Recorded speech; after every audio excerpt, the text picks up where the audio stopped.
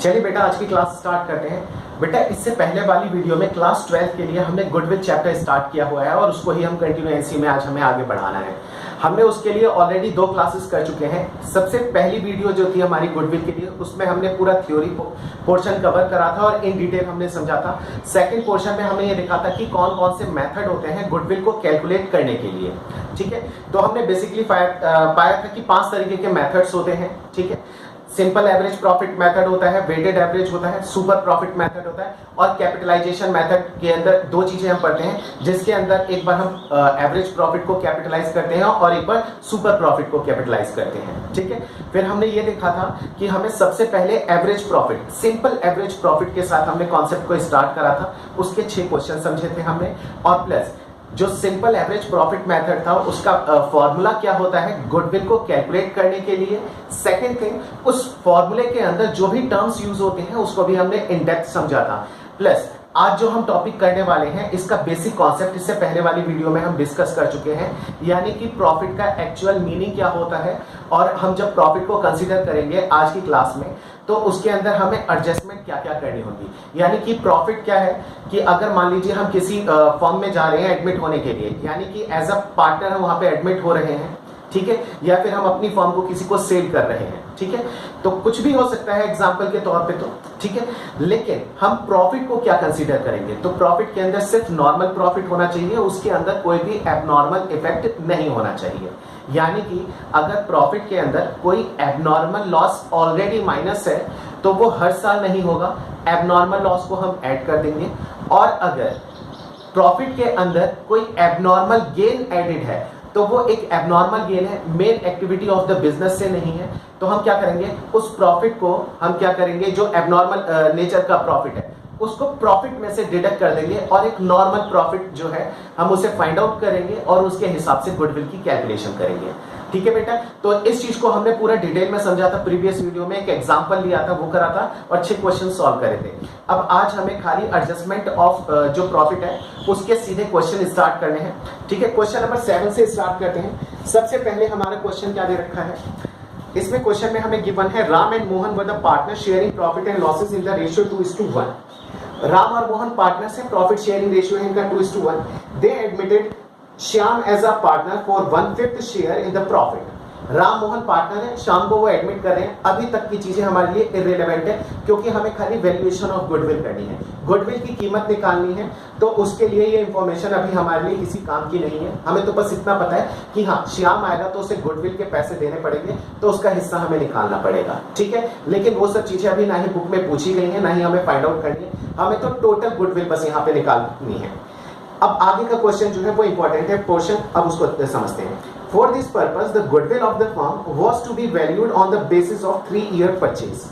कह रहे हैं कि इसके लिए हमें 3-year purchase of goodwill निकालना है। ठीक है, गुडविल के फॉर्मूले में number of year purchase use होता है, हमने डिटेल में देखा था और समझा था उसका मतलब क्या होता है।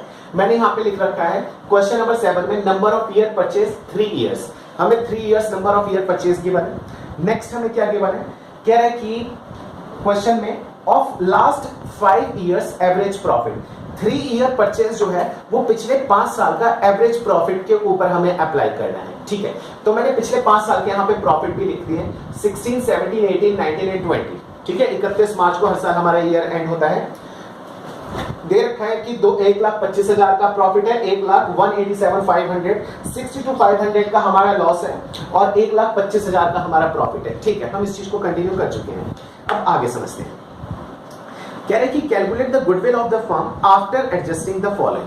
कह रहे कि हमें गुडविल निकालना है लेकिन इसके अंदर कुछ एडजस्टमेंट करनी है। द प्रॉफिट ऑफ 2016-17, कह रहे जो प्रॉफिट है हमारा 2016-17 यानी कि इस ईयर की 16-17 का मतलब जो 1 अप्रैल को हमारा ईयर स्टार्ट हुआ था 1 अप्रैल 2016 को और एंड कब हुआ 31 मार्च 2017 को। इस प्रॉफिट के अंदर कुछ गड़बड़ है। अच्छा, क्या गड़बड़ है ये देखते हैं।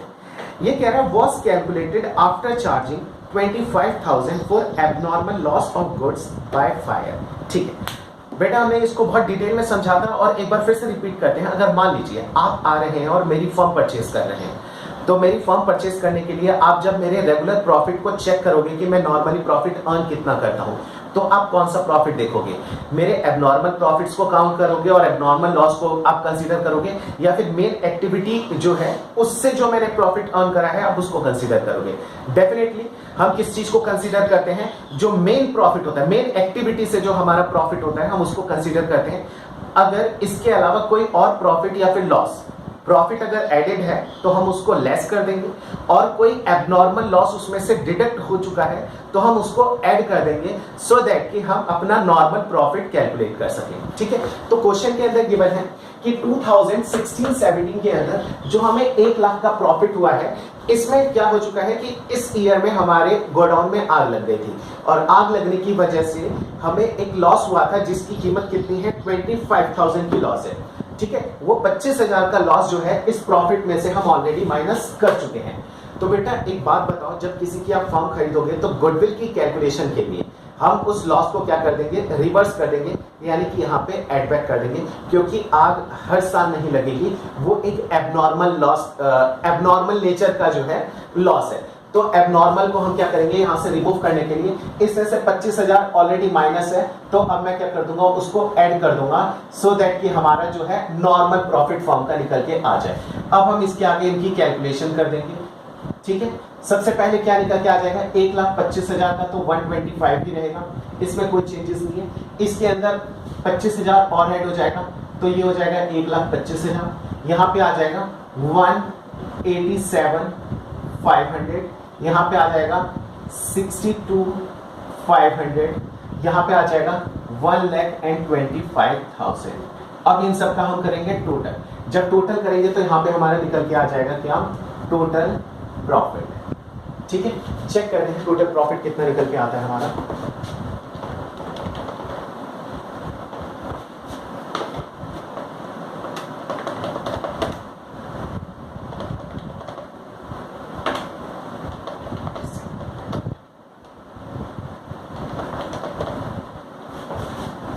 ये आ जाएगा 5 लाख। बेटा इसको हम करेंगे माइनस, और यहाँ पे आ जाएगा 5 लाख टोटल प्रॉफिट।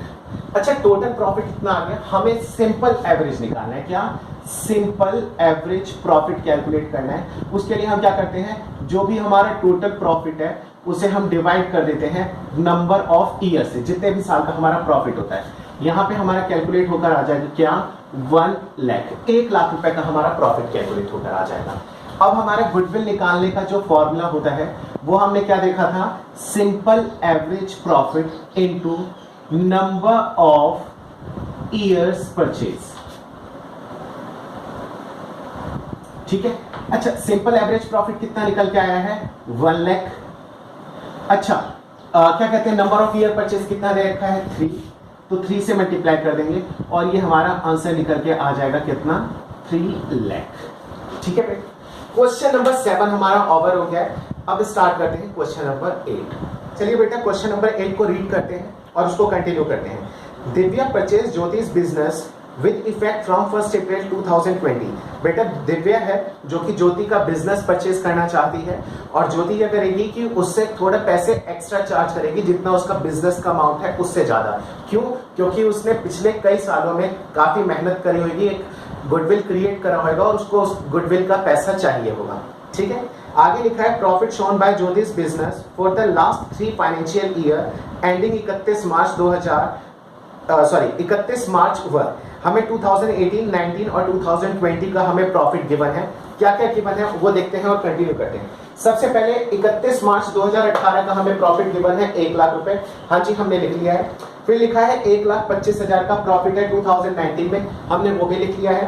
थर्ड है 2020 का हमारा प्रॉफिट है 1,12,500, हमने उसको भी लिख लिया है।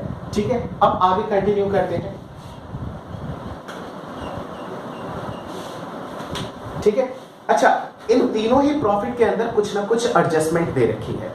ठीक है, सबसे पहले दे रखा है 2018 का जो हमारा प्रॉफिट है 1 लाख का, इंक्लूडिंग एन एबनॉर्मल गेन। कोई एबनॉर्मल गेन है, यानी कि रेगुलर नेचर की इनकम नहीं है हमारा, वो एक एबनॉर्मल गेन है जो कि हमेशा नहीं होगा और उसको हम कंसीडर नहीं करेंगे, क्योंकि हमें सिर्फ नॉर्मल बिजनेस प्रॉफिट को ही यहाँ पे कंसीडर करना होता है। 12,500, तो कुछ भी अगर एबनॉर्मल गेन जुड़ा होता है प्रॉफिट में तो हम उसको क्या कर देते हैं, माइनस कर देते हैं। यानी कि 12,500 हम यहां से क्या कर देंगे, माइनस कर देंगे। 12,500 किस में से माइनस करेंगे, जो भी हमारा फर्स्ट ईयर का प्रॉफिट आया है उसमें। क्यों, क्योंकि इसमें एक एबनॉर्मल नेचर का प्रॉफिट जो है वो जुड़ा हुआ है। नेक्स्ट आता है हमारा कि सेकेंड ईयर जो है 2019, कह रहे हैं कि 1,25,000 का प्रॉफिट है after charging N abnormal loss of 25,000। कह रहे हैं इसमें से 25,000 का एबनॉर्मल लॉस माइनस हो चुका है। बेटा अगर प्रॉफिट निकालने के लिए अगर आपने कोई भी एबनॉर्मल लॉस चार्ज किया है तो आपको वो रिवर्स करना पड़ेगा, क्योंकि हम खाली नॉर्मल एक्सपेंडिचर्स ही कंसीडर करते हैं और नॉर्मल इनकम ही कंसीडर करते हैं। नेक्स्ट हमें दे रखा है 1,12,500 का प्रॉफिट है 2020 में, एक्सक्लूडिंग, इसके अंदर एक्सक्लूडेड है यानी कि एक चीज को कंसीडर नहीं किया हुआ है, 12,500 and insurance premium of firms property now to be insured. ये कह रहा है कि बेटा इंश्योरेंस जो होता है हमारी जो भी प्रॉपर्टीज होती हैं, जैसे कि कोई भी मोटर व्हीकल है या फिर कोई भी ऐसे एसेट्स हैं, उसका इंश्योरेंस कराना ये रेगुलर नेचर का एक्सपेंडिचर होता है, ईयरली हमें ये कराना ही होता है। लेकिन क्या होता है कि ये जो कंपनी है इसने क्या करा कि 2020 के अंदर इसने जो भी इंश्योरेंस कराया था तो उस इंश्योरेंस के अंदर फर्म की कुछ प्रॉपर्टी थी, उसका ये इंश्योरेंस कराना भूल गए।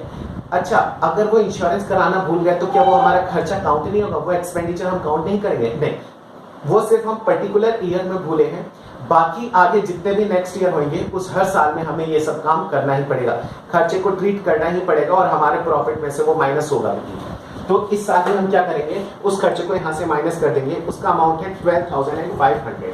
यहाँ से हम माइनस कर देंगे कितना, 12,500। ठीक है, आगे कंटिन्यू करते हैं। इसके आगे हमारा निकल के आ जाएगा एडजस्टेड नॉर्मल प्रॉफिट। आप नाम कुछ भी दे सकते हो इसको, ऐसा नहीं कि पर्टिकुलरली आपको भी यही नाम देना है, एडजस्टेड नॉर्मल प्रॉफिट। ठीक है, अच्छा 1 लाख माइनस ये आ जाएगा 87,500। ये आ जाएगा हमारा 1,50,000। 1 लाख। अब हम क्या करेंगे, यहां पे टोटल प्रॉफिट हमारा काउंट होकर आ जाएगा। टोटल प्रॉफिट कितना निकल के आ जाएगा, 500, 7, 3 एंड 3। हमारा टोटल प्रॉफिट निकल के आया है। टोटल प्रॉफिट के बाद हम क्या करेंगे, एवरेज प्रॉफिट निकालेंगे। सिंपल एवरेज निकालते हैं तो इसके आगे हम लिख देंगे सिंपल एवरेज प्रॉफिट। आप लोग डिटेल में लिखना, ऐसे भी सेव करके मत डाल देना, गलत हो जाएगा। 3,37,500 divided by 3, 337,500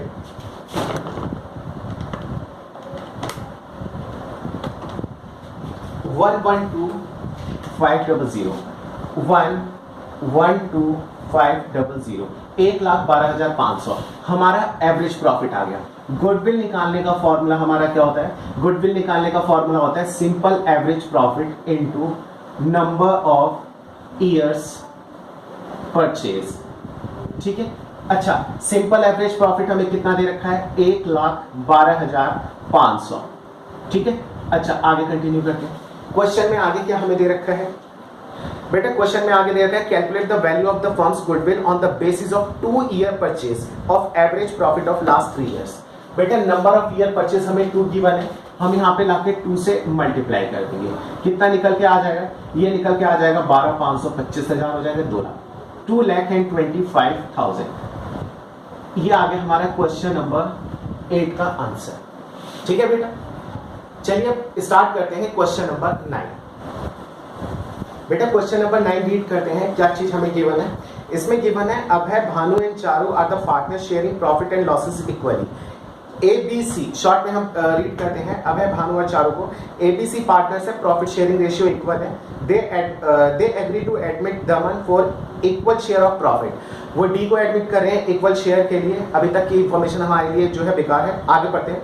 for this purpose the value of the goodwill is to be calculated on the basis of 4 year purchase of the average profit of last 5 years. Number of year purchase हमें दे रखा है 4 और पिछले 5 साल के profit का हमें एवरेज निकालना है। ठीक है, करते हैं आगे continue.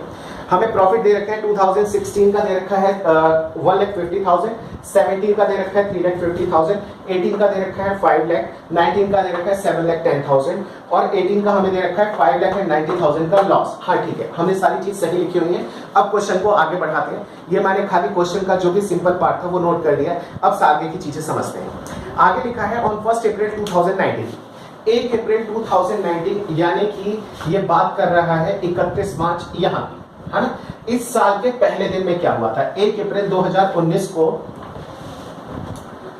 a car costing rupees 1 lakh was purchased and debited to travelling expense account on which depreciation is to be charged rupees 25,000 per annum, interest of rupees 10,000 non trading investment. अच्छा ये अलग पॉइंट है बेटा। सबसे पहले एक point को देखते हैं, 25% पर एनम तक की चीजें हमें देखनी है, ठीक है। सबसे पहला पॉइंट तो ये है बेटा, इसके अंदर हमें ये गिवन है कि 1 अप्रैल 2019 को हमने एक कार खरीदी थी। कार जब हम खरीदते हैं तो वो हमारे लिए एसेट होता है और एसेट को हम बैलेंस शीट के एसेट्स में लिखते हैं, ठीक है। लेकिन इन्होंने बाय मिस्टेक क्या कर दिया, उसे ट्रैवलिंग एक्सपेंस काउंट कर लिया और एक्सपेंस काउंट करने की वजह से उन्होंने प्रॉफिट एंड लॉस अकाउंट के डेबिट में ले जाके उसको नोट कर दिया। यहाँ पे इसके दो इंपैक्ट पड़े हैं। पहला इंपैक्ट क्या पड़ा है, सबसे पहले कार खरीदी तो उसे एसेट नहीं माना और उसे खर्चा माना, और खर्चा मान के उन्होंने P&L अकाउंट के डेबिट में ले जाके उसे नोट कर लिया। यानी कि उन्होंने क्या करा, उसे खर्चा ट्रीट करा और खर्चा ट्रीट करने की वजह से उस साल का मेरा जो प्रॉफिट है वो तो मैंने क्या कर दिया, कम कर दिया। कितने से? सीधे सीधे 1 लाख रुपए से। क्यों? क्योंकि जो मैंने एसेट खरीदा था, एसेट को खरीदना मेरे लिए खर्चा नहीं होता है और हमने उसे खर्चा मान लिया। पहली गलती तो ये हो गई। दूसरी बेटा, अगर मैंने उसे खर्चा मान लिया तो मैंने उसे एसेट नहीं माना, और एसेट नहीं माना और एसेट के ऊपर लगना था डेप्रिसिएशन, तो मैंने जब उसे एसेट माना ही नहीं तो मैंने उसके ऊपर डेप्रिसिएशन भी नहीं लगाया। यानी कि मैंने 2 मिस्टेक कर दी। मैंने जो चीज मुझे खर्चा नहीं माननी थी उसे सबसे पहले मैंने खर्चा मान लिया। यानी कि 1 लाख रुपए तो हम सबसे पहले ऐड कर देंगे, वो मेरे लिए एक्सपेंडिचर का पार्ट नहीं है। सबसे पहले 1 लाख हम इसके अंदर ऐड कर देंगे, ठीक है। इतनी बात तो समझ में आ गई। उसके बाद हम क्या करेंगे कि अगर ये हमारा एसेट हम इसको प्रॉपर्ली ट्रीट करते तो उसके ऊपर हम डेप्रिसिएशन लगाते, जो कि हमने नहीं अभी तक लगाया, और डेप्रिसिएशन अब हम लगाएंगे और डेप्रिसिएशन लगाने की वजह से वो हमारा एक्सपेंडिचर ट्रीट होगा और हमारे प्रॉफिट पे उसका इंपैक्ट पड़ेगा। प्रॉफिट को हमें रिड्यूस करना पड़ेगा। तो अब इसके ऊपर हम डेप्रिसिएशन लगाएंगे। डेप्रिसिएशन है at the rate 25% per annum, 25%। यानी कि इसमें से हमें 25,000 जो है वो क्या करना था, माइनस करना था, जो कि हमने नहीं करा। अब हमने उससे माइनस कर दिया। अगला पॉइंट पढ़ते हैं। इसके आगे ही कंटिन्यूएंसी में दे रखा है, interest of rupees 10,000 on non trading investment is credit to income for the year ended 31 March 2019 and 2020 2019। अच्छा, इन 2 सालों में इन्होंने ये गड़बड़ करी है। बेटे नॉन ट्रेडिंग इन्वेस्टमेंट क्या होता है, प्रीवियस वीडियो में हमने बहुत अच्छे से देखा था, ठीक है, और डिटेल में समझा भी था कि अगर उसके ऊपर हमें इनकम मिलती है तो उसकी ट्रीटमेंट कैसे करेंगे। अभी हम डायरेक्टली ले जाके उसको क्या कर देंगे, यहाँ से माइनस कर देंगे। क्यों? क्योंकि main activity of the business से कोई इनकम हमारी नहीं है। अमाउंट कितना दे रखा है, हमें अमाउंट गिवन है 10,000 का इंटरेस्ट है। 2 सालों में हमने उसको कंसीडर करा है, तो दोनों सालों से हम उसको क्या कर देंगे, रिवर्स कर देंगे। 10,000 यहाँ से माइनस होगा और 10,000 हमारा यहाँ से माइनस हो जाएगा। उसे इनकम हम ट्रीट कर चुके थे, अब हमने उसको क्या कर दिया, रिवर्स कर दिया है, ठीक है। बाकी और कुछ भी क्वेश्चन के अंदर नहीं गिवन है, अब खाली हमें क्वेश्चन को फिनिश करना है। चलिए,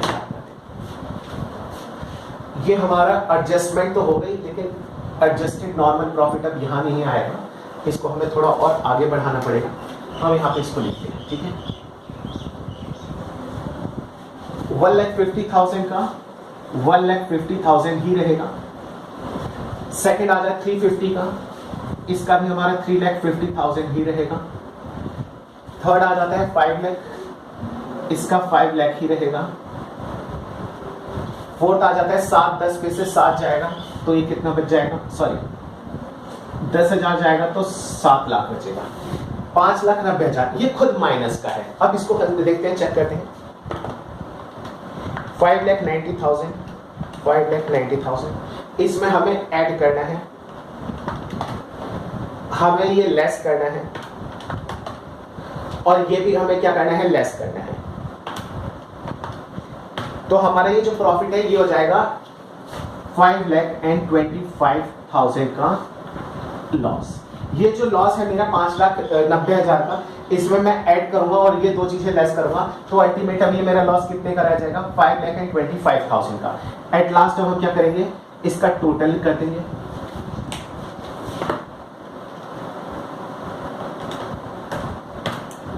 सात और 5 12, 12 13 14 15 16 17, 17 लाख में से 5,25,000 जाएंगे, तो 17 लाख माइनस 5,25,000, 11,75,000, 11,75,000।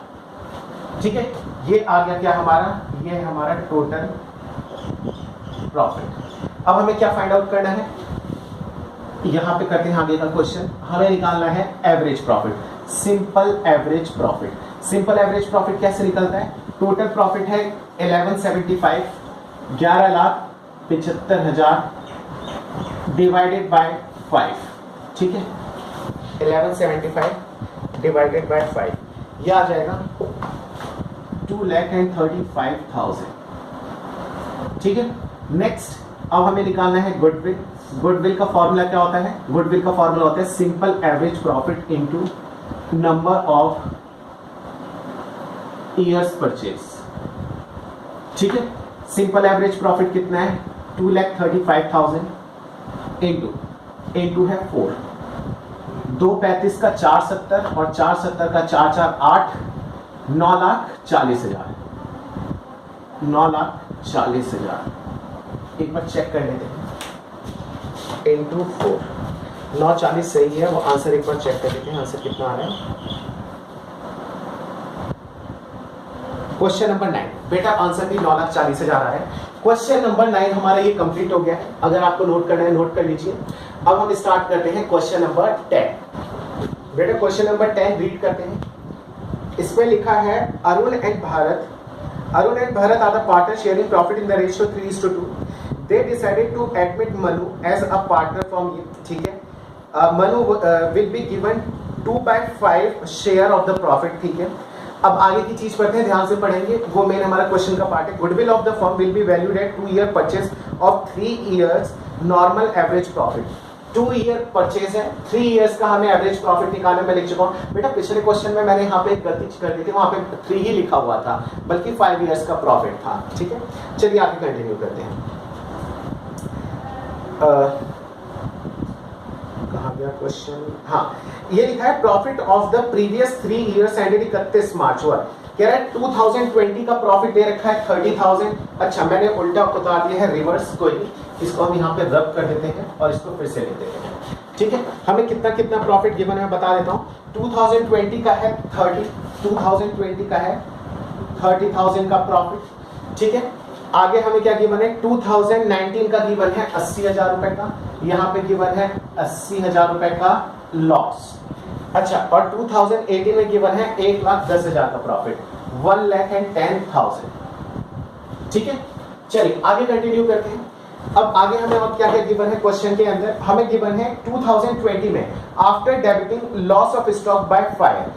बेटा ये जो प्रॉफिट निकल के आया है, यहाँ पे गोडाउन में आग लग गई थी और उसके खर्चे को हम यहाँ पे डिडक्ट कर चुके हैं। ठीक है, और आग ये हर साल नहीं लगने वाली है, एबनॉर्मल लॉस है। एबनॉर्मल लॉस ऑलरेडी प्रॉफिट से माइनस है, तो गुडविल की कैलकुलेशन के लिए हम उसको एड बैक कर देंगे। अमाउंट कितना दे रखा है हमें, 2000, इसके अंदर हमें दे रखा है 40,000, तो 40,000 को हम यहाँ पे रिवर्स कर देंगे, यहाँ हो जाएगा एड 40,000। नेक्स्ट हमें क्या चीज गिवन है, नेक्स्ट में हमें गिवन है लॉस है 80,000 का। ठीक है, हमने लॉस लिख रखा है 80,000 का। कह रहे हैं include voluntary retirement compensation paid 1,10,000 रुपए। कह रहे हैं कि ये जो लॉस है इसके अंदर क्या चीज है कि एक VRS था, वॉलंटरी रिटायरमेंट स्कीम होती है। तो एक पर्सन है, कोई मान लीजिए कोई पार्टनर या फिर कोई भी हो सकता है, उसने VRS लिया था और वो रिटायर्ड हो गया। VRS नॉर्मली हर साल नहीं होता है, ये भी एक एबनॉर्मल नेचर की चीज मानी जाती है और उसकी वजह से हमारा प्रॉफिट बहुत ज्यादा डिक्रीज हो गया और वो हर साल नहीं होगा। तो अब हम क्या करेंगे, उसे हमने खर्चा मान के डिक्रीज करा था, अब उसे एड बैक करके हम नॉर्मल प्रॉफिट यहाँ पे निकालेंगे। कितना, 1,10,000।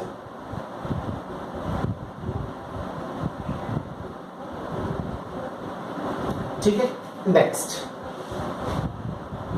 नेक्स्ट में है कि प्रॉफिट है 1,10,000 रुपए का इंक्लूडिंग अ गेन, प्रॉफिट है 30,000 रुपए का on sale of fixed assets. बेटा नॉर्मल नेचर का नहीं है, फिक्स्ड एसेट बेचने की वजह से हमें कुछ प्रॉफिट हुआ था, वो इसके अंदर जुड़ा हुआ है, कितने का, 30,000 रुपए का, उसको भी हम रिवर्स कर देंगे। अब यहाँ पे हम क्या निकालेंगे, एडजस्टेड प्रॉफिट निकालेंगे। यहाँ पे आ जाएगा 80,000, यहाँ पे निकल के आ जाएगा 30,000 का, ये प्रॉफिट हमारा काउंट हो जाएगा। ठीक है, पहले 80 का लॉस था, 1,10 का मैंने प्रॉफिट ऐड करा, तो ये 30,000 का प्रॉफिट, 30 प्लस 40 ये निकल के आ जाएगा 70,000। ये हम निकालेंगे यहाँ पे क्या, टोटल प्रॉफिट। टोटल प्रॉफिट कितना निकल के आएगा, 8 3 11 3 1,80,000। ठीक है, 180 का ये निकल के आ जाएगा। अब निकालेंगे simple average profit. Simple average profit क्या होता है हमारा, 1,80,000 जो भी टोटल प्रॉफिट है divided by number of years, निकल के आ जाएगा 60,000। गुडविल का फॉर्मूला हमारा होता है, क्या होता है formula, simple average profit into number of years purchase.